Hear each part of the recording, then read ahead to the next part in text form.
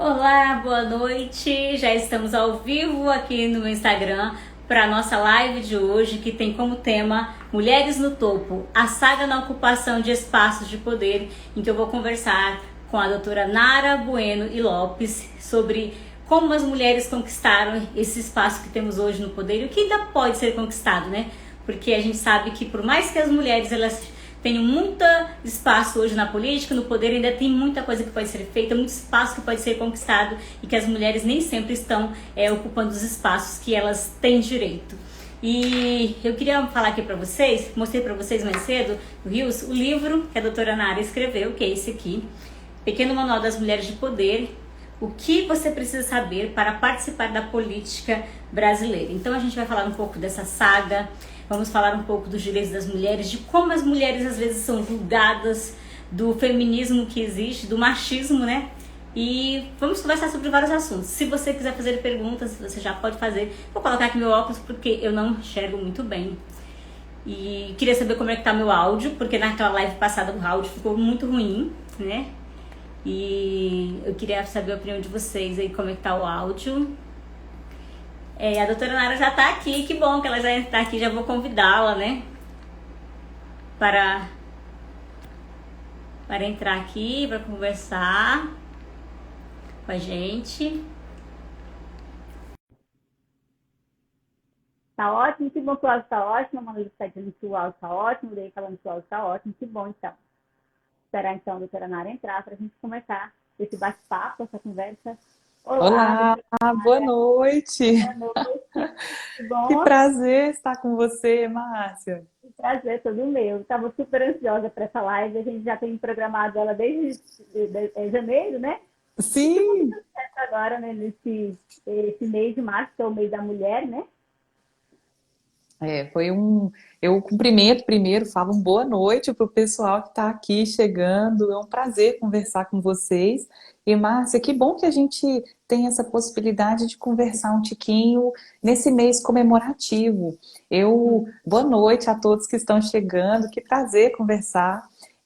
Eu tenho vindo pouco no Instagram devido à correria, Eu mas sei que você teve eu muitas lives, né? Você participou de várias lives. vários, mas eu não podia deixar de vir aqui, Márcia. Por quê? Porque esse convite mexeu muito comigo. O seu público é um público muito massa, você faz um trabalho essencial de divulgação de novas ideias, de esperança. E é engraçado, né? Alguém me perguntou nesses dias, me perguntou assim, se eu acho que é comemorativo essa data, o mês da mulher, o dia da mulher, a semana da mulher, se isso é comemorativo. E eu disse o seguinte: eu acho que sim, é comemorativo, a gente tem que celebrar, não por ser uma festa, porque a gente já tenha muito direito, não é isso não. Mas é necessária essa celebração porque é uma data política.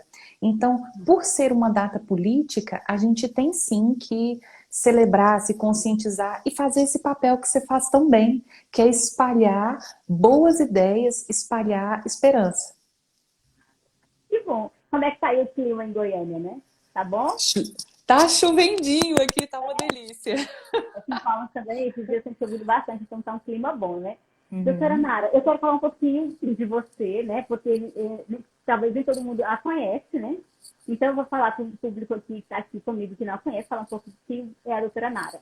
Ela é uma advogada eleitoralista, ativista dos direitos das mulheres, mestrando em Direitos Humanos na UFG, né? Deve estar terminando o mestrado, né? Estava na correria esses dias. Sim. Líder jurídica das Goianas na UNA, autora do livro que eu já apresentei para vocês, que é esse aqui, O Pequeno Manual das Mulheres no Poder, o que você precisa saber para participar da política brasileira, que foi feito pela editora Matriosca, né? E a gente vai falar um pouco desse conhecimento do livro. Eu fiz questão de ler o livro para poder fazer essa live, porque eu queria saber o que tinha de conteúdo. E eu fiquei muito encantada, gostei muito do livro.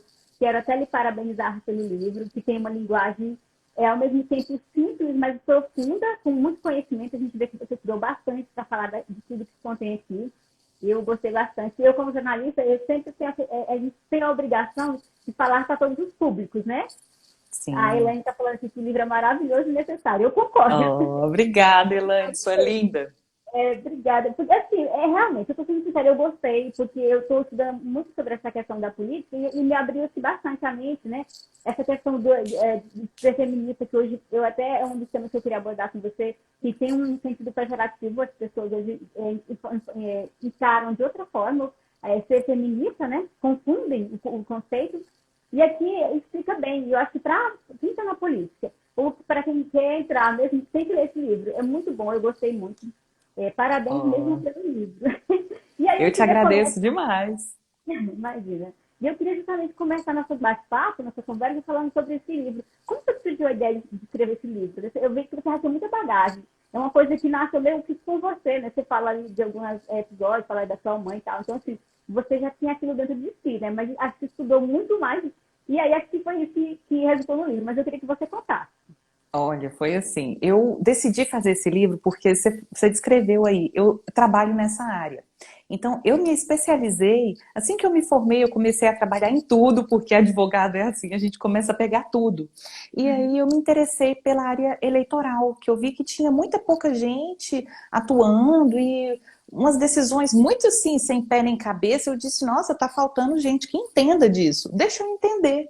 E comecei a estudar Direito e Processo Eleitoral, me pós-graduei em Direito e Processo Eleitoral aqui na Faculdade de Direito da Universidade Federal de Goiás e comecei a atuar em campanhas, em assessoria de consultorias políticas.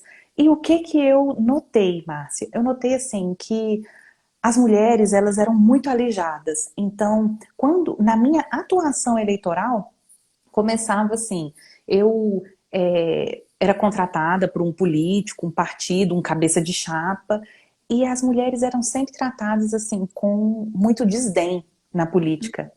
E eu trabalhei em vários locais do Brasil, em várias cidades de pequeno, médio e grande porte, então eu percebi um padrão. Esse padrão me incomodou, que era esse de alijamento da mulher. Então, muitos partidos, por exemplo, me falavam assim, no final das campanhas, me davam uma lista e diziam, olha, não presta conta dessas pessoas aqui não. Quando falava, não presta conta dessas pessoas aqui não, a maioria dessas listinhas sempre era de mulher. E eu perguntava, mas por quê? Aí, não, porque essa mulher é enjoada, ela fez campanha de verdade, ela ficou apurrinhando a gente, ela incomodava. Uai, mas eu falava, mas não é a intenção fazer campanha de verdade? Ai, mas ela incomoda. Então, o que que eu vi? Eu vi que no dia a dia de uma eleição, na eleição verdadeira da vida real, as mulheres eram tratadas com muito desdém. E eu disse, nossa, eu tenho essa experiência, eu quero que mais pessoas entrem na política, mais mulheres ocupem a política, então eu vou falar um pouco disso. E foi aí que surgiu a ideia desse livro. Bacana. E eu vejo, então, que essa coisa que você enxergava aí não é só por isso, eu também vejo isso. Trabalhei em várias campanhas, né, na parte de comunicação, mas a gente ouviu muito isso. E outra coisa que eu observo que ainda existe muito é a questão daquelas mulheres que estão lá para concorrer, mas é só para de laranja, digamos assim, de fachada, né? Então, assim, Sim, elas estão cumprindo fachada. tabela porque a lei exige, né? Os 30%. Então, assim, parece que elas não estão bem engajadas ainda nessa questão de participar efetivamente da política, né? Sim, Márcia, olha só, embora a nossa lei exija essa cota que a gente até apelidou de cota das mulheres, isso já significa muito, por quê? Porque, na verdade, ela chama cota de sexo, mas a gente Uhum. chama de cota das mulheres porque no nosso imaginário político, nossa cultura política, mulher é sempre menor, mulher é sempre exceção. Então, embora a gente seja a maioria da população, a gente é tomada como exceção, como uma partezinha pequena que participa.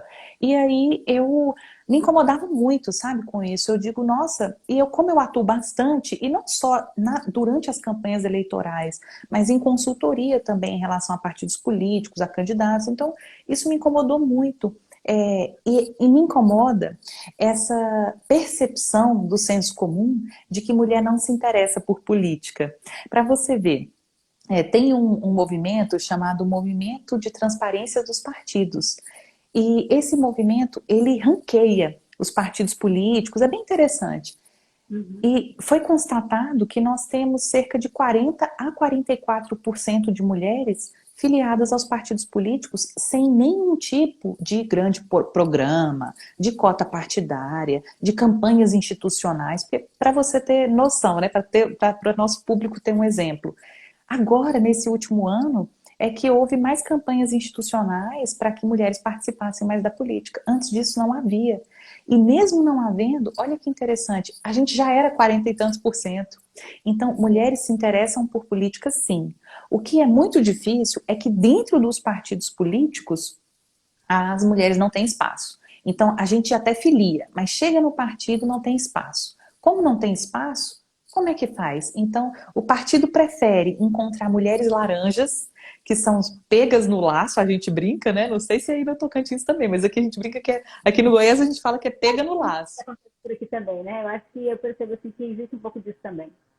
Sim, e aí o que acontece? A gente acaba fazendo uma cultura política onde a mulher ela é dissociada da atividade política. Então a gente não ocupa, a gente simplesmente ranqueia. Então eu tô lá, então eu no jeito exemplificativo, né? A mulher tá lá, ela é candidata, mas ela não está ocupando aquele espaço de poder, ela não está produzindo organicamente, ela não está ali de fato construindo uma política orgânica. E isso a gente precisa mudar.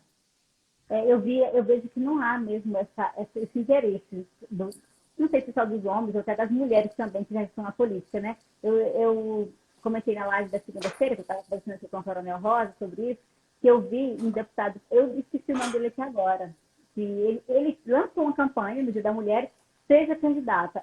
Achei interessante, porque eu acho que partir de um homem, né? Essa campanha, eu acho que ele criou até canais para ajudar as mulheres para estar, que se interessarem para ele estar ajudando. Então, assim, ele não pensou na concorrência. Então, isso é diferente do que é a realidade, né? Porque a gente vê que quem está lá à frente dos partidos, eles não estão muito interessados que as mulheres participem. Pelo menos é isso que eu estou sentindo, né?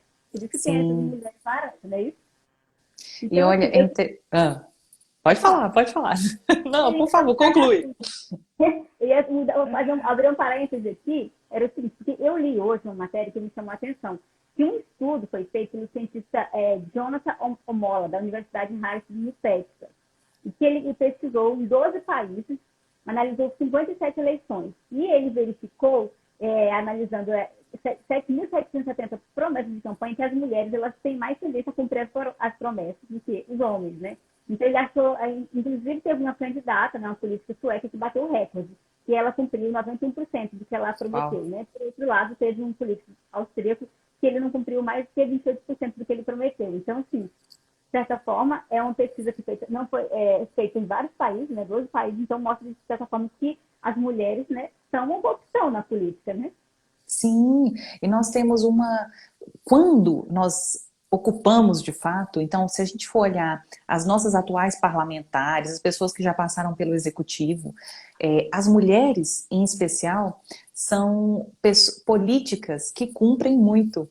Então, por quê? Porque quando uma mulher chega lá, ela é muito compromissada. É claro que para tudo tem exceção na vida, mas a Elaine está falando, somos mais confiáveis. Sim, as estatísticas apontam. E é muito interessante isso. Por outro lado, a gente sofre muito mais com a violência política. Então, por exemplo, mesmo um candidato corrupto, digamos, que já tem condenações ou que tem muitos escândalos, o Brasil está cheio desses exemplos. Então, eu não vou nem nominar aqui, porque são muitos. Mas mesmo em relação aos candidatos homens, as mulheres sofrem mais violência política. Então, digamos, nos debates, eu andei investigando os debates políticos. Os homens, eles geralmente ficam em ataques que ainda circundam o mundo público. As mulheres não. Então, por exemplo, eu me deparei com um caso que a mulher ela ficou entre a cruz e a espada. O filho dela, ela era uma mulher que tinha filho, e ela era candidata, e no dia do debate o menino adoeceu. E ela colocou nas redes que tinha adoecido e tal, mas ela medicou o menino e foi para o debate. Quer dizer, deixou o filho aos cuidados do pai, de alguém, do responsável, e foi para o debate. Essa mulher foi massacrada no debate. Por quê? Porque no debate falavam assim, tá vendo? Ela é uma mãe, e mesmo sendo mãe, deixou o filho doente em casa e veio para cá. Então ela é uma má pessoa. Aí eu fiquei pensando, conversando com outras candidatas, E elas me falaram exatamente isso. Não teria saída. A mulher nunca tem saída, porque se ela sai e não vai no debate, a violência política que ela vai sofrer é receber a seguinte fala, tá vendo? A mulher não é confiável, ela escolheu o filho em vez de cuidar da vida pública. Agora, se ela cuida da vida pública, ela sempre vai ser atacada, coisa que a gente não vê no homem. Então a gente não vê ninguém falando, vem cá, você tem 3 filhos. Quem está cuidando dos seus filhos uma hora dessa que você está no debate? Então, essa não é uma questão comum de se ver. E o que isso significa? Significa que a nossa cultura política ainda é muito arraigada em conceitos de que a mulher é dona de casa, o espaço natural da mulher é no espaço privado, e no espaço público, o espaço do homem. Então, essa naturalização na nossa cultura política, ela tem que ser invertida. A gente tem que passar a atuar naturalmente em ambos os espaços. Concordo plenamente que é assim. E eu também acho que nós, mulheres, podemos ser as duas coisas. Porque a gente pode ser uma boa dona de casa e ser uma ótima, excelente, né, profissional em uma área determinada ou na política, né? A gente tem essa capacidade até mais que os homens, porque a gente consegue fazer multitarefas ao mesmo tempo, né? Eu teve uma época que eu achei que era só eu, mas depois eu fui observando que somos nós todas. Temos essa capacidade de fazer várias coisas ao mesmo tempo, né? Sim. E a mulher tem sensibilidade, né? Eu até destaquei que nós temos mais sensibilidade, até para lidar com as questões, né? Do dia a dia, de tudo, né? Eu acho que, por isso que eu acho que a mulher tem que estar no seu lugar na política, né? Porque a gente poderia até tratar melhor de certos assuntos que os homens deixam a desejar. Olha, Márcia, você falou um trem tão interessante. Tem uma estudiosa que ela trata só disso, chamada Carol Gilligan. Ela fala sobre esse feminismo cultural, ela chama. Então ela chegou ali à conclusão, não que eu necessariamente concorde com ela, mas ela chegou numa conclusão muito interessante, que as mulheres, por conta da sociabilização, então quer dizer, a gente passa por um processo de crescimento muito específico. Então a gente pode ser sensível, a gente é mais levada a olhar os atos de cuidado. Então, por conta dessa sociabilização, quer dizer, a nossa cultura mesmo, as mulheres acabam sendo melhores políticas porque se portam, como a Elaine falou, se portam com mais correção, com mais... Ou essa pesquisa também que você citou, apontou. Então, no fundo, existe toda uma área que estuda especificamente essa postura das mulheres. Eu tenho algumas ressalvas em relação a essas posturas, mas sim, são positivas e a gente acaba que constata isso no dia a dia. Então é interessante você perceber sim. Agora, você me falou uma coisa, Márcia, antes de você passar para a próxima pergunta, que eu, particularmente, eu sei que isso é bem polêmico, mas eu particularmente acredito que os homens podem ser feministas. Então, eu acredito que homens são feministas e são aliados às mulheres. Não existe para mim sentido em a gente repartir metade da população, 50% da população, e perder essa grande parcela aliada. Então, quando a gente fala de mulheres, e mulheres ocupando o poder, e mulheres sendo efetivas nisso, a gente tem que pensar também nos nossos aliados. Por quê? Porque tem um outro pensamento aí que é importante a gente fazer a ressalva, que é de mulheres que ocupam o poder, mas fazem política contra as mulheres. E nós temos alguns... Justamente eu queria falar, assim como existem homens feministas, eu acredito que sim, eu acredito que o deputado lá, ele é por abrir essa discussão e dar essa ideia de seja candidata, né, para ter mulheres que sejam candidatas, eu também acredito que existem mulheres machistas. Sim. Eu quero falar sobre isso também aqui na nossa conversa, porque muitas mulheres, o emprego das mulheres é falar mal de outras mulheres, né? Em vez de serem solidárias, né? E por isso que eu acho que falta muito sororidade hoje em dia, né? As mulheres, elas não são solidárias umas com as outras, elas preferem, né, apontar, tá? E a gente vê isso muito na política. Aqui mesmo na minha cidade, em Palmas, eu vejo que não há uma sororidade entre as mulheres da nossa política. Elas estão sempre em pé de guerra. Aqui nós temos a prefeita e temos a presidente da Câmara Municipal. E elas estão sempre trocando farpas nas redes sociais, sem contar que também tem outras. Então, assim, falta um pouco disso. Eu não sei se também é porque também tem a questão política, partidária, ideológica e tal, cada uma, né? Aí eu não saberia dizer que até que ponto o que é que leva mais em conta? A questão de eu ser, né, a questão do gênero ou a questão, né, de ideologia. Mas assim, sempre eu vejo uma união, né, entre as mulheres, nesse sentido, né?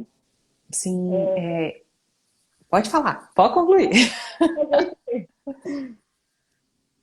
Eu acredito, eu acho que você está muito certa. No fundo, a gente ainda vai errar. É importante que a gente veja isso. Quando uma mulher entra na política, a gente continua sendo gente. Então, não vai ter uma perfeição, sabe? Às vezes a gente quer, assim, que as mulheres ocupem a política e sejam perfeitas. Perfeitas. Então, que ela seja um progressista, mas ao mesmo tempo seja excelente mãe, mas ao mesmo tempo seja excelente profissional, mas ao mesmo tempo seja excelente nisso, excelente naquilo. E no fundo, as mulheres, como qualquer ser humano, nós teremos erros, nós teremos conflitos. Então, é óbvio que se a gente for pensar num plano maior, essa não é uma boa estratégia de nos atacarmos. Mas isso acontece e a gente também tem que ver isso como naturalidade do processo. Por quê? Porque nós estamos ocupando os cargos de poder agora.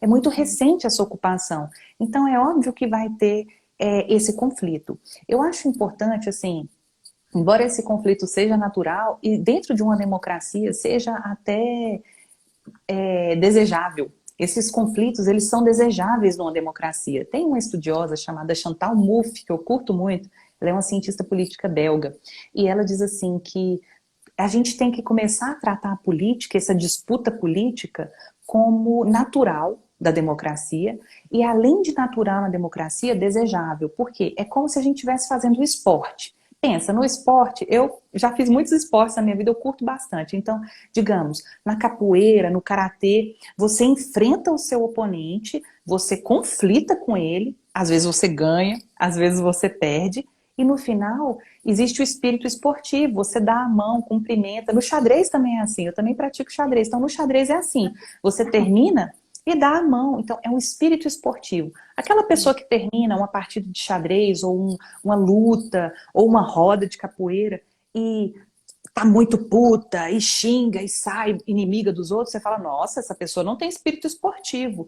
Então, no fundo, na política é a mesma coisa. A gente tem que ter esse espírito esportivo para que a política sobreviva. Porque pensa bem comigo, Márcia, não faria lógica se a gente fala que um dos pilares da democracia é a alternância de poderes, não faria lógica nenhuma a gente alternar no mesmo. Se eu penso igual a você, não seria alternância. Então, a alternância é importante porque tem que ter diferença mesmo. Então, essa legislatura vai ser a Nara, as prioridades dela são essa e aquela. A próxima legislatura vai ser a Márcia. Por quê? Porque ela tem essa e aquela prioridade. Então, esse estilo, é isso que eu falo. A gente vai ser... E como nós somos muitas mulheres, nós seremos muito diversas também. Eu acho que é importante que a gente até conflite, mas é importante que haja respeito. Por quê? Porque a gente tem que ganhar espaço e não perder espaço. Nossa, bravo. Eu acho que foi uma excelente lição. Espero que elas assistam a live e aprendam alguma coisa com isso. Quero aproveitar e dar uma boa noite, né, para a Rosa, que participou da live comigo na segunda, para o Brasileiro, uma mulher fenomenal também, super inteligente, acabou de entrar e deu boa noite. E aí eu queria falar agora, doutora Nara, da representatividade feminina na política, né? Nós temos um eleitorado de mulheres que é de 51%, você já até falou, né? E, por outro lado, 15% apenas das mulheres estão ocupando os cargos no executivo e no legislativo. Essa informação eu tirei do seu próprio livro, né? E queria saber por que a gente está encontrando tanta dificuldade. Sei que você falou agora há pouco aí dessa questão de que por mais que haja os espaços lá, não há uma boa vontade política de quem está lá à frente para que a mulher realmente participe. É só isso mesmo ou tem mais alguma coisa aí por trás? Olha, nós temos muitas questões. Uma delas, Fernando, obrigada, Fernando, é meu colega de mestrado, na verdade ele já está... Sim! Fernando. Obrigada, Fernando. E Liz também, a esposa dele. Minha live. Esse povo é ótimo. Olha só, nós temos vários motivos, Márcia, vários.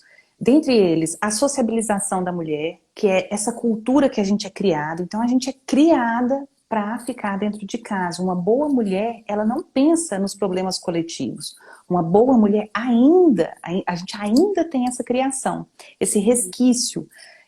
Então, esse é um dos motivos. Um dos outros motivos é essa... Eu vou tocar aqui num ponto que é bem complicado e talvez a gente não consiga aprofundar, mas eu estou aí também nas redes sociais para continuar esse papo depois, que quando a mulher, ela entra na política, então ela se interessa, ela se candidata, ela se filia a um partido, ela registra a candidatura. A gente só faz democracia com dinheiro. Não existe democracia com bons pensamentos igual unicórnio rosa, sabe? Eu queria muito que fosse. Assim, fazer política com bons pensamentos e amor no coração e uma ideologia na cabeça. Mas não é bem assim que funciona, porque tudo custa. Então, acessar o eleitor custa. Não à toa, só um parênteses aqui, não à toa. As pessoas que têm mais acesso aos eleitores, que são mais familiarizados, com quem os eleitores são mais familiarizados são as pessoas que mais vencem eleições. Por isso que artista no Brasil tem uma votação estratosférica. Então, no fundo, e fecho o parênteses aqui, esse é um dos motivos que precisa... Então, por que eu falei isso? Porque precisa de dinheiro. Então, para fazer democracia, precisa de dinheiro. E quem regula esse dinheiro, quem concede ou não o dinheiro é o partido político. E as mulheres ainda não estão nos partidos políticos. Esse é um dos maiores problemas, Márcia. Nara, você falou no livro, né, que, como eu falei, que todo mundo tem que ler esse livro para aprender mais um pouco, né, da política, para conhecer a história e tal.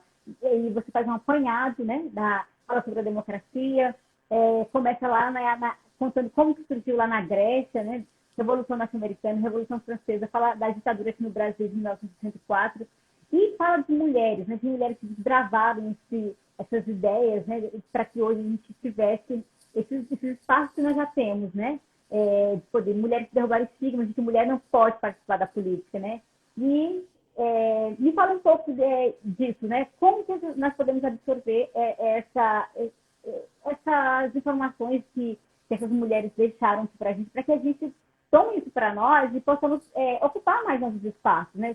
Vencer esse patriarcado estrutural que existe, né? Que ainda está enraizado na nossa cultura, que é muito machista e que, por mais que a gente tenha esse pouco espaço, a gente ainda é impedida de ocupá-lo. Olha, antes de te responder, eu vou mandar uma beijoca aqui para a Bárbara, que é uma grande amiga minha, e também para o Iris, que estudou comigo na faculdade, lá na cidade de Goiás. Então, um abraço. Obrigada por estarem aqui papeando conosco, né, Márcia? Olha, você fez uma excelente fala do unicórnio. Mas é para a gente pensar, né, Fernanda? E olha só... mais realmente da gente. Sim, a gente tem que, de fato, questionando. Eu estou lendo um livro bem legal, Márcia. Vou fazer propaganda dos livros que eu curto aqui. É bom que a gente aprenda também com você. Sim, eu sempre acho o seguinte, se a gente lê um bom livro, a gente tem que indicar. E esse chama o Autoritarismo, As Origens do Autoritarismo Brasileiro, da Lilia Schwartz.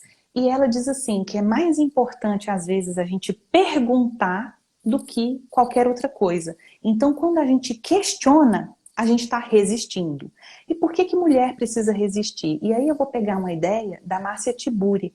A Márcia Tiburi, ela é uma filósofa e ela diz o seguinte, que embora nós estejamos numa democracia, essa democracia não é plena se não existir o respeito a todos.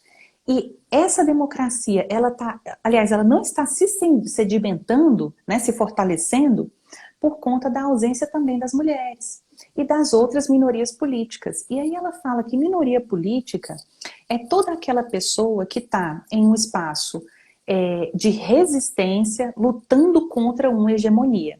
Então, quando a gente pensa em minoria política, olha que coisa louca. Nós somos ali maioria da população, mas a gente ainda é minoria política. E quando eu falei assim, eu fiz uma contextualização para que as pessoas que pudessem ler o livro, elas tivessem uma rápida noção de onde a gente está. Porque às vezes, o que eu percebo hoje? Os tempos atuais são tão difíceis, Márcia, e hoje especialmente está tão difícil com essa Covid, com a pandemia, com esse número absurdo de mortes, que a gente deixa de ver a história em perspectiva. Então a gente passa a ver só a luta de hoje, o pão de hoje, como eu vou sobreviver hoje. E quando eu faço esse retrospecto, assim, rápido, porque é muito rápido, no fundo tinha muito além disso para poder ser falado. Mas eu escolhi esses pontos de retrospecto em relação a Olympe de Gouges, a Sophie de Condorcet e a Mary Wollstonecraft, porque elas foram mulheres que questionaram. Por isso que eu acho importante, quando a Lilia Schwartz fala que perguntar é importante, porque perguntar é resistir, essas mulheres, elas eram da época da Revolução Francesa, que foi assim, não à toa a gente chama de revolução, né? Você colocar o poder instituído de um rei, que era divino, e você colocar ao chão, e você questionar essa divindade do poder, é uma coisa muito poderosa, porque tem que romper com muitas barreiras culturais da nossa cultura política.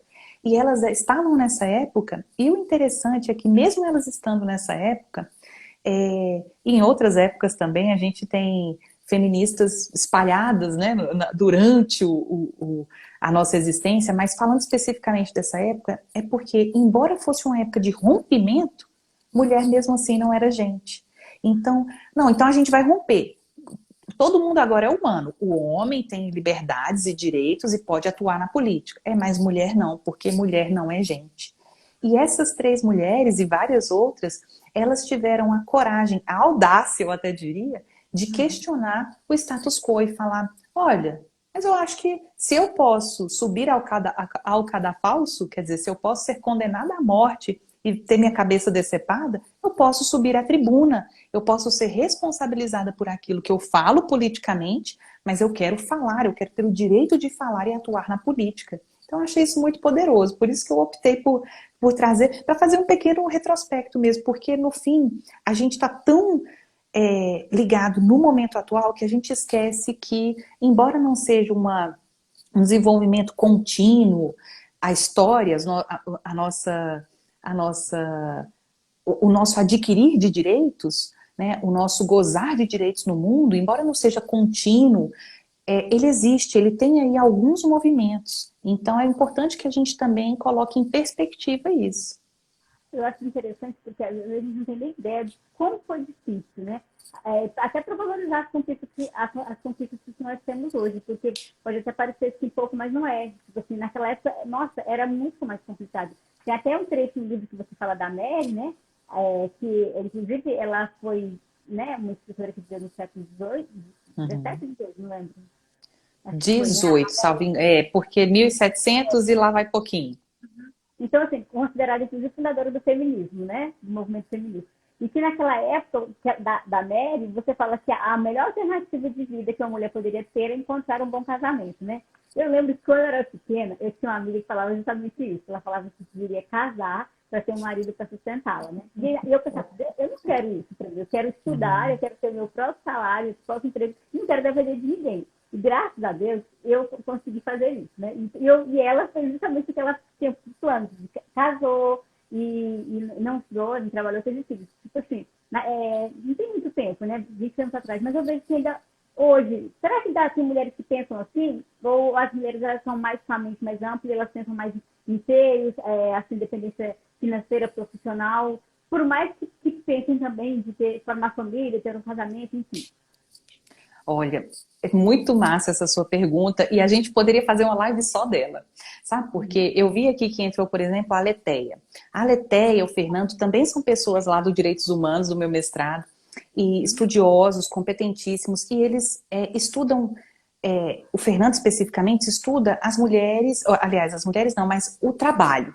Quando a gente vai falar de trabalho, então eu vou fazer uma inserção aqui, e a Leteia vai sacar muito disso, se ela quiser palpitar e ajudar, vai ser muito bem-vindo, porque quando a gente fala de mulheres e trabalho, a gente ainda vai colher, Márcia, muitos e muitos anos desse discurso de que mulher tem que casar, achar um príncipe encantado, o redentor da vida e um salvador emocional. Isso por quê? Porque está arraigado na nossa cultura. Para você ter uma noção, só em 1971, para o pessoal que está nos vendo também, só em 1971, a Lei de Diretrizes e Bases Nacional modificou o currículo das escolas, permitindo que as mulheres tivessem o mesmo currículo dos homens. O que que isso significa? Significa que até 1971, e quando a gente fala de história do Brasil, história das mulheres, isso foi anteontem, é muito recente. Até 1971, nós mulheres só podíamos estudar as 4 operações básicas, porque era o que era nos permitido estudar, porque segundo as nossas autoridades constituídas da época, era o que era necessário: soma, multiplicação, subtração e divisão. Então, se você colocasse uma equação, uma fração para uma mulher ver, ela ia falar que não sabia o que era aquilo, quais são esses símbolos, porque a gente não aprendia isso. Física, matemática, até mesmo português. Então, muitas regras gramaticais não nos eram ensinadas, porque nós não precisaríamos dela. Mas o que que nos era ensinado? Até 1971, a bordar, a fazer receita, a ter etiqueta, servir uma mesa, agradar o marido. Então, acabei de lembrar que eu tinha aula de educação para o lar, na 4ª série. É um resquício, para você ver. Esse é um resquício. E no fundo, não é porque isso não pode ser ensinado na escola, porque igual tem escolas nórdicas, enfim, americanas, brasileiras, que ensinam também como você faz uma comida, mas ensina para o homem e para a mulher. Por quê? Porque todo mundo come. Então, você saber fazer um macarrão, um arroz, um feijão, um bife, é útil para todo mundo. Mas isso não pode ser específico para o currículo da mulher. Não à toa, Márcia, a gente tem uma cultura muito arraigada no nosso pensamento de que as mulheres são ruins no campo científico e acadêmico. Então, se as escolas eram separadas, sim, Alê, as escolas eram separadas e as mulheres não eram permitidas a ser juntos dos homens porque nós íamos seduzir os homens, os pobres coitados homens. Então, olha que loucura. E essa cultura de que a mulher era ruim a gente ainda tem hoje. Então, até hoje a gente carrega aquela cultura de que mulher não é das exatas. Olha que loucura. Então, quando você fala da sua amiga, eu também tenho várias amigas que pensam dessa forma, que só vai ter propósito na vida se casar e ter filhos, e abandonar todo o lado profissional. A gente ainda vai colher décadas e décadas, talvez centenas de anos ainda, porque é uma cultura que vem de longe, de muito longe. E cultura, eu gosto de uma definição de cultura de um cara chamado Goethe, que ele diz o seguinte, que cultura é uma teia de significados. O que é cultura? É uma teia de significados que nós damos esses significados e a gente se emaranha nessa teia. Então é uma coisa que vai retroalimentando a outra. E na nossa cultura, esses significados dizem o quê? Dizem que uma pessoa que é muito à frente, muito estudiosa, muito independente, ela não é familiar, ela não é uma mulher de família. Então, ela é ruim. Esse plano é ruim. Quem trata disso muito bem, e aí eu vou indicar a leitura ou assistir, é a Chimamanda Ngozi Adichie. Ela é uma escritora nigeriana fantástica e ela fez um discurso no TED Talks muito legal, que ela fala sobre isso, dessa naturalização da mulher para os trabalhos e para esses papéis domésticos. Então, a gente não vai ter tempo de falar disso tudo, mas fica aí a dica, botem no YouTube, TED Talks, Chimamanda, sejamos todos feministas, que vai estar um show. Alguns trechos, né? Eu lembro. O doutor Cleóbas está falando aqui que a primeira pessoa a programar, né, foi Ada Byron, uma mulher, né? Ou seja, a primeira programadora foi uma mulher, ela era filha de Lord Byron. Nossa, eu não sabia, mas informação é importante, né? Então, para ver como nós muito legal. Exatos, né? Eu não sou muito boa de exatos, mas eu gosto mais de escrever, mas não tem muitas mulheres aí. Inclusive, eu li alguma coisa sobre a pessoa que decifrou lá o vírus, né? É uma mulher, não foi uma mulher?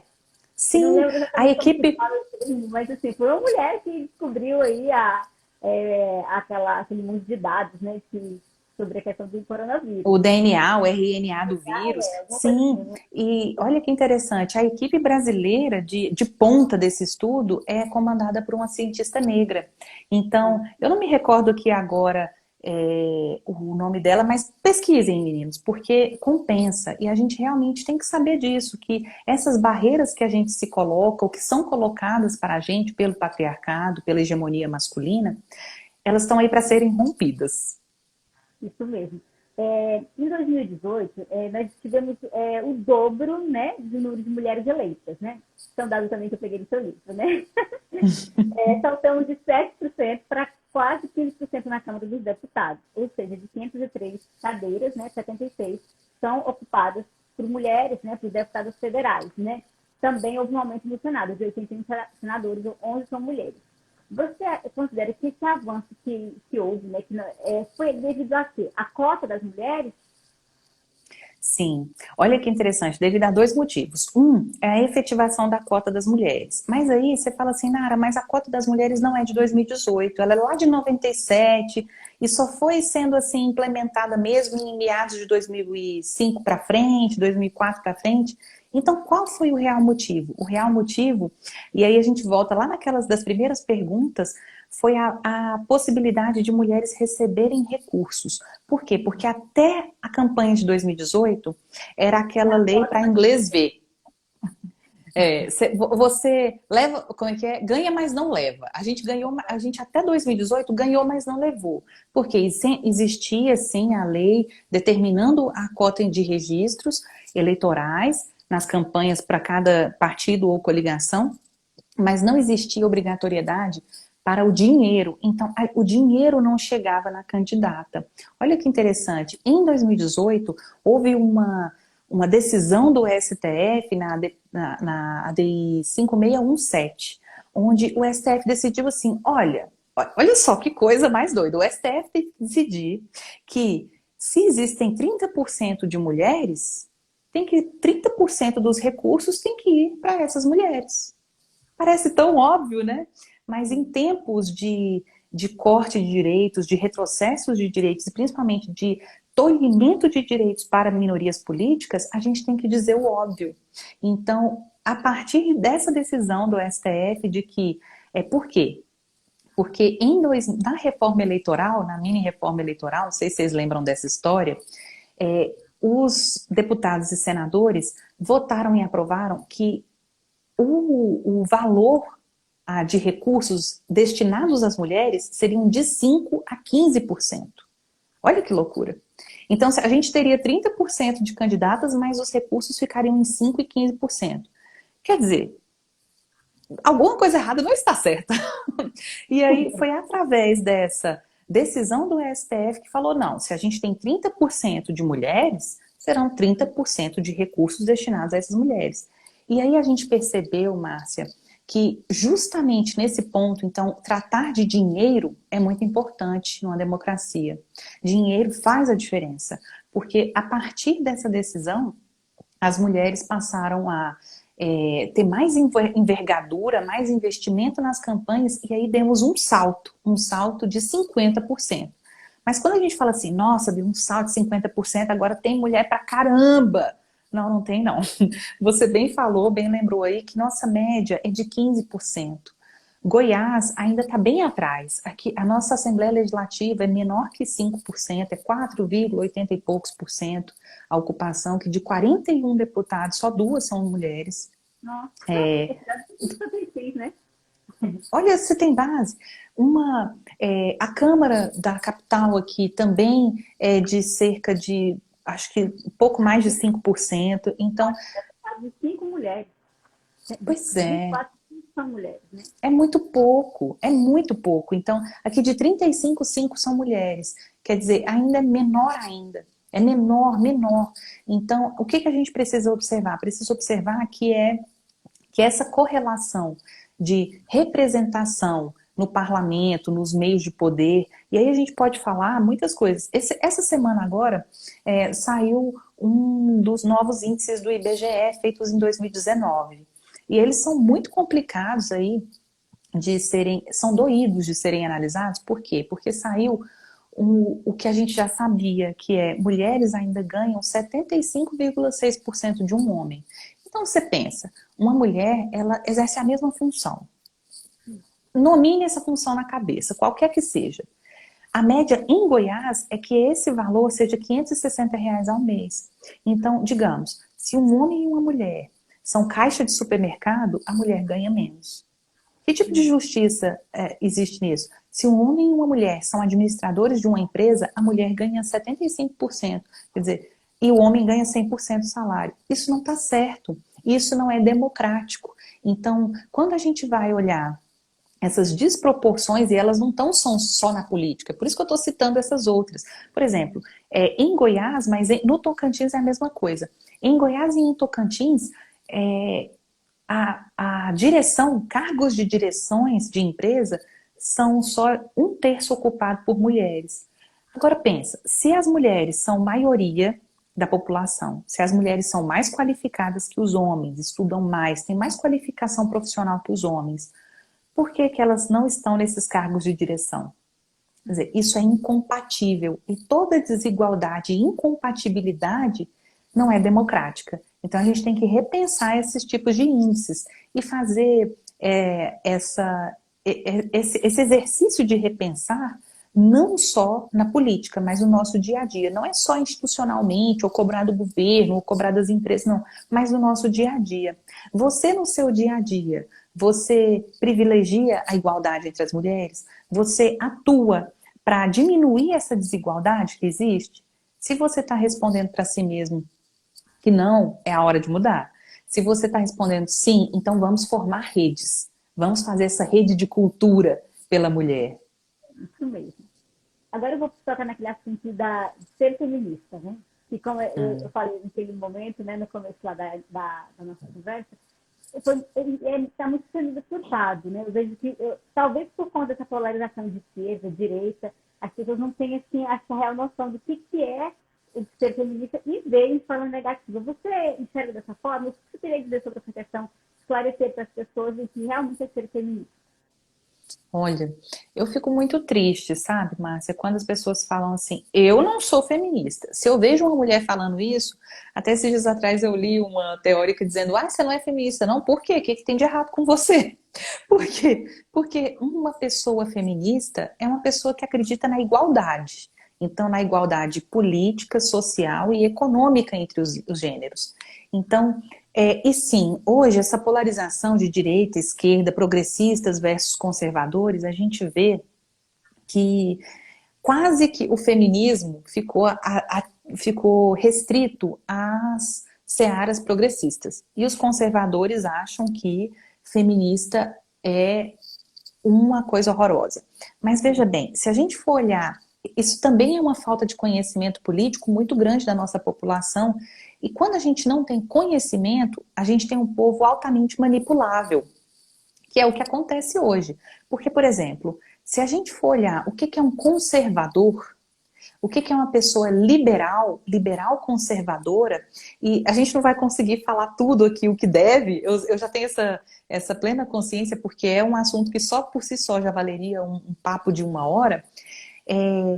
Os liberais, que hoje no Brasil se confunde muito com os conservadores, eles defendem que toda pessoa tem que ter direito. Por quê? Porque toda pessoa, ao fim e ao cabo, tem que ser uma consumidora. Para você ser uma pessoa consumidora dentro desse sistema capitalista, você tem que ser autônoma e ganhar dinheiro para gastar dinheiro. Em linhas muito rasas, é esse o resumo do resumo do resumo. Por favor, não briguem comigo, porque não é o completo. A gente pode papear sobre isso depois. Mas em um caso, por que eu estou falando do liberal? Né? Do liberal dos americanos, que a gente importou para cá com muitos vícios. Porque quando a gente fala que uma pessoa é liberal, a gente está dizendo que essa pessoa tem que ser autônoma, ela tem que ter seus direitos individuais respeitados pelo Estado, o Estado vai intervir muito pouco, porque vai existir competição no capital, no mercado. Muito bem. Nesse caso, uma mulher é igual ao homem. Então, na teoria liberal, que é introduzida aqui no Brasil como se fosse conservadora, uma mulher teria tanto direito quanto um homem. Principalmente nos direitos relacionados ao trabalho, à emancipação financeira. E a lei fala muito bem aí, a Letéia, sobre o trabalho invisível não remunerado. Então, em um país liberal, nós teríamos mulheres sendo estimuladas a terem bons empregos e que esses bons empregos revertessem a alto consumo.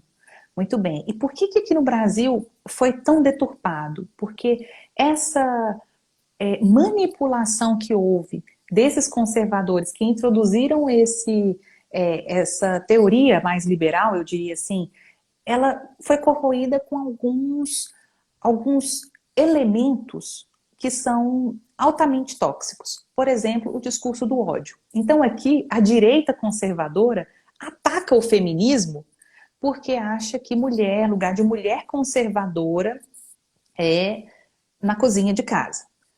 É dentro da família, no espaço privado, como a gente já tinha falado mais cedo. Agora, olha que descompasso. Um conservador liberal, ele não defende essas pautas. Então, aqui no Brasil, a gente viu um esticar de corda muito grande e um ódio às feministas, parecendo que feminista defende o fim da humanidade, defende o fim... Não, gente, feminista só defende a igualdade entre os gêneros. Então, essa seria uma pauta universal, inclusive entre direita e esquerda. E quando a gente vê que não é uma pauta universal de igualdade, de emancipação financeira, de emancipação social, econômica de mulheres e homens, a gente vê que tem alguma coisa muito errada na política. E essa coisa muito errada na política chama-se fascismo, que é o discurso do ódio. É o que eu falei lá no começo da Chantal Mouffe, que a gente perde essa política esportiva e começa a ser a política do extermínio. Então, em vez de falar, não, nós todos somos feministas, porque nós todos queremos o progresso. Mas dentro desse progresso, eu quero aquilo ali, isso daqui. E aí sim a gente se multifacetar, a gente vai para um discurso muito radical, que é o fascismo, que é dito assim, se você é meu diferente, eu te extermino. Isso é muito perigoso. Por quê? Porque a gente já viu na história da humanidade coisas parecidas, esses discursos serem implementados e serem avassaladores para a humanidade. Então, quando você toca nesse assunto, Márcio, eu acho que esse é um ponto muito importante. É muito perigosa esse esticar de corda entre direita e esquerda, achando que a igualdade não, é só da esquerda, é só defendida, é só uma pauta de esquerda, não. Igualdade deveria estar em todas as pautas. E o feminismo é igualdade. E quando a gente tocou lá atrás nesse assunto de feminismo, e eu falei que eu acho que tem muitas mulheres que são machistas, eu justamente falei que falta sororidade, é porque realmente eu vejo muitas mulheres criticando outras mulheres, né? Ou por causa da roupa que usa, né? Ou porque faz uma dança que não é apropriada, porque a mulher que é inteligente não ouve esse tipo de coisa, não pode isso, não pode aquilo. Tem até uma celebridade que eu sigo, uma mulher, que ela é super inteligente, uma advogada, ela tem até faz um programa de televisão, e ela está sempre falando de política no perfil dela, ela falou que se sente muito julgada toda vez que ela fala, que ela, por exemplo, posta uma foto de biquíni, ou então ela posta uma roupa mais extravagante, ou um sapato que não é muito convencional, até um sapato, então as pessoas julgam muito, condenam, falam, porque ela estava dançando funk certo dia, então assim, é muito criticada. Por que as pessoas julgam tanto, né? Por que a mulher que é culta, eu não sei qual que é as suas aptidões musicais, você não pode gostar de ouvir uma música X, né? Sempre está achando ali passada, né? Então, assim, eu acho que existe muito essa questão também na própria mulher, e que não é só homens que fazem esse julgamento, essa condenação. Mulheres também, né? Sim. Márcia, em relação a isso, eu tenho estudado uma área bem interessante chamada de feminismo decolonial nos últimos tempos. E quando a gente fala assim disso, de funk, de samba, o funk hoje é o samba de 100 anos atrás. Quando a gente fala dessa higienização cultural, de que uma pessoa culta, ela não dança funk, ela não senta com as pernas assim, ela faz isso, ela faz aquilo, ela não fala errado, ela não fala os verbos. Quando a gente fala isso tudo, a gente tem uma cultura colonizada. Por quê? Porque a gente está assimilando de que tudo que a gente produz aqui não é bom o suficiente. Então, a comida produzida aqui, uma feijoada maravilhosa, com um samba tocando, a Leté, inclusive, me indicou aqui em Goiânia, quando vocês virem a Goiânia, passada essa pandemia, a gente tem que ir lá. Quintal do Jajá, maravilhoso, samba tocando, Ai, eu fui com o Fernando, com o Liz, com o maridão, foi ótimo. E quando a gente fala disso, por que que tem esse estigma de que isso não é culto? Porque nós aprendemos durante a nossa colonização e a gente foi aprimorando esses mecanismos, essas ferramentas de dominação, de que o produzido aqui não é bom o suficiente. Então, o bom o suficiente é a música europeia. O bom o suficiente é a comida europeia. O bom o suficiente é o conhecimento produzido na Europa. O produzido aqui não é bom o suficiente. A música daqui não é boa o suficiente. Então, se uma pessoa que se diz ilustrada estiver dançando funk, então ela não é ilustrada. Entende? Aí nós podemos ir para uma área de conversa que é essa da decolonialidade. Então, para todo mundo que fala isso, igual, muitas vezes as pessoas me veem na rua e falam, nossa, eu te vejo tão diferente no trabalho, eu tô de tênis, ou de calça, ou de qualquer outro tipo de roupa, ou no carnaval, já aconteceu, toda pintada no carnaval, a pessoa não... Falei, gente, mas a gente é gente.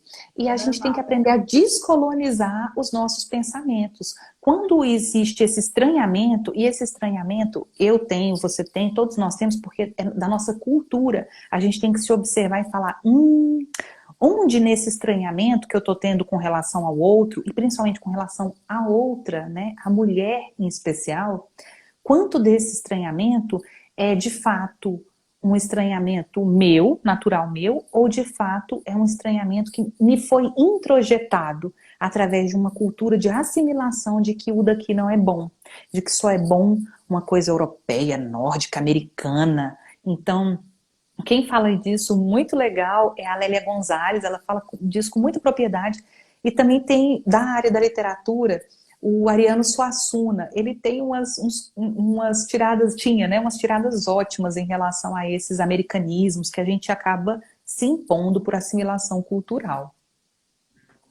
Nada, eu queria citar aqui um caso que aconteceu, até falei para você que ia comentar sobre isso, da deputada Lívia, né? Ela foi assediada em dezembro por um outro deputado, Fernando Cury, se não me engano. Cury, né? Sim. Então, ele apalpou o peito dela, tal, né?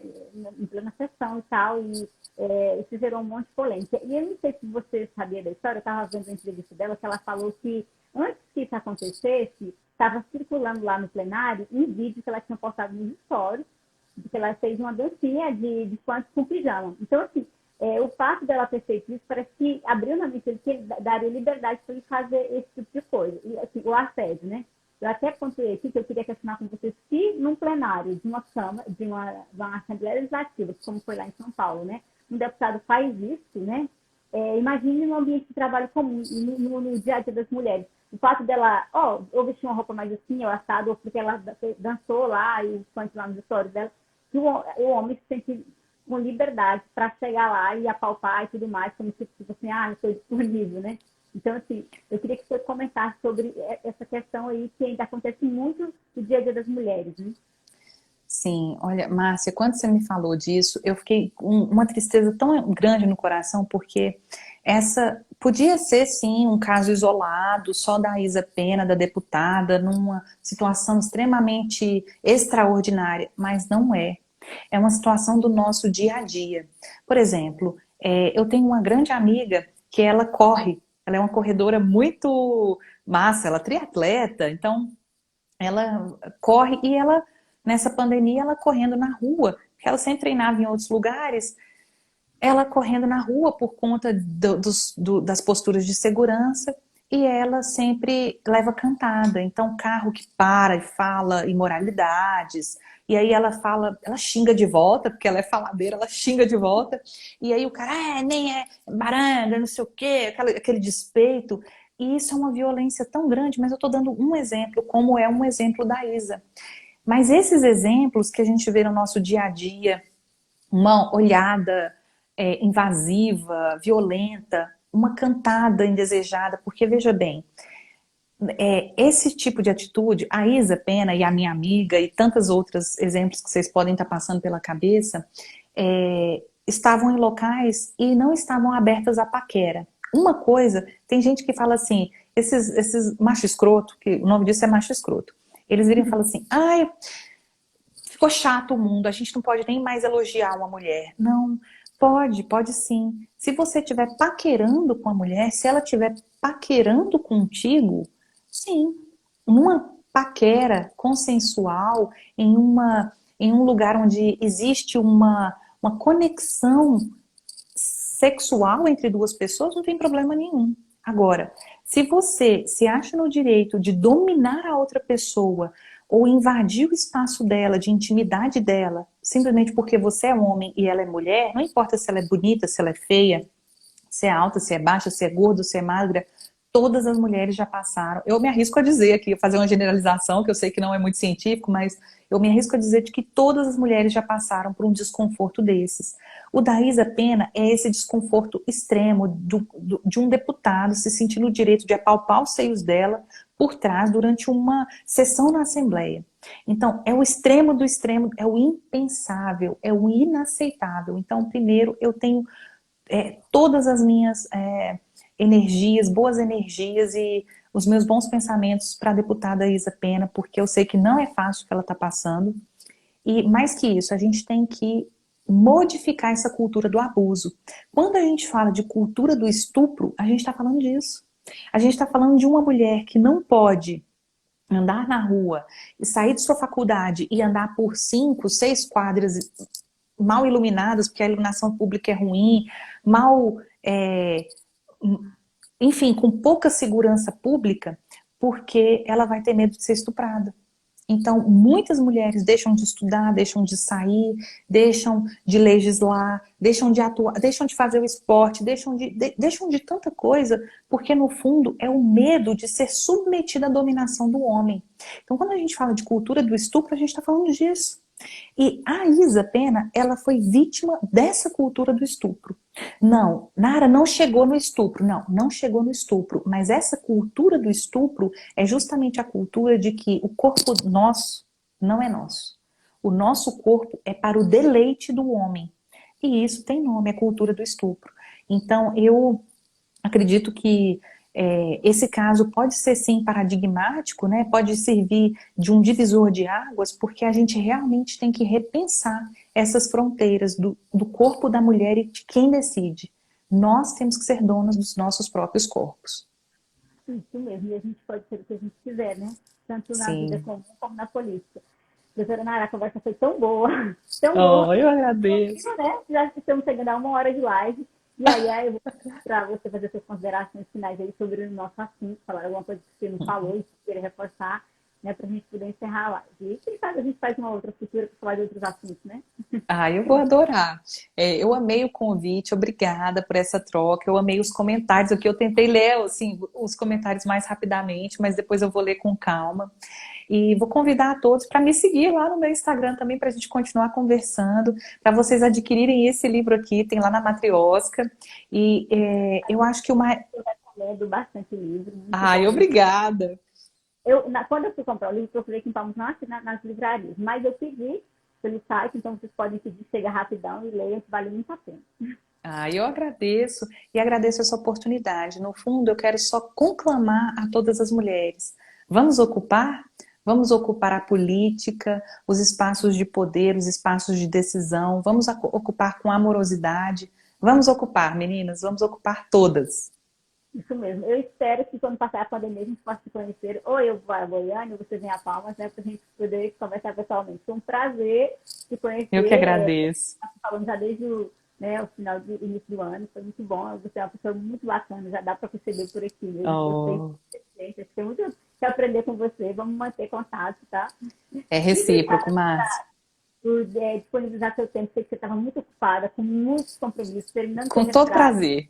Várias lives, mas você conseguiu essa brechinha aqui para fazer essa live aqui comigo. Eu agradeço demais, de coração. Eu que te agradeço. A todos que participaram, que entraram aqui, que deram até a sua audiência, sua participação. A live vai ficar gravada aqui para quem quiser assistir depois. Beijo, obrigada. Um beijão, até a próxima. Até a próxima. Tchau, tchau.